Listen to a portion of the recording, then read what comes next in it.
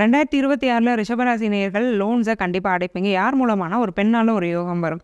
என்னங்க சொல்கிறீங்க, பெண்களால் தான் எங்களுக்கு கடனே இருக்குது, அவங்களால தான் நாங்கள் கடனே வாங்கி வச்சுட்ருக்கோன்னா அவங்களே அதுக்கு ஒரு சொல்யூஷனும் கொடுப்பாங்க.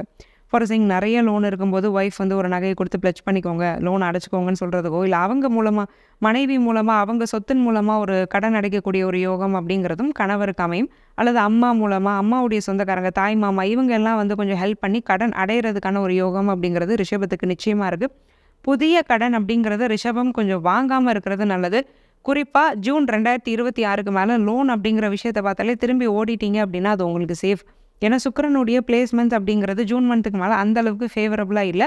போக 11ஆம் இடத்துலையும் சனி இருக்கிறதுனால தாமதப்படுத்துவார். நீங்கள் லோனை ரீபே பண்ணும்போது அதை தாமதப்படுத்தினார்னா ஆப்வியஸாக நீங்கள் வட்டி அதிகமாக கொடுத்துட்ருப்பீங்க. விரயஸ்தானமும் வலுவாக இருக்கிறதுனால அதிக பணம் வெளியே போகக்கூடிய ஒரு ரிஸ்க் இருக்கிறதுனால இருக்கிற லோனை பெண்களோட ஹெல்ப் மூலமாக அடைச்சிக்கங்க. புது லோன்ஸ்க்கு நீங்கள் போக வேண்டாம். குறிப்பாக 2026 ஜூனுக்கு மேலே லோன் பக்கமே போயிடாதீங்க.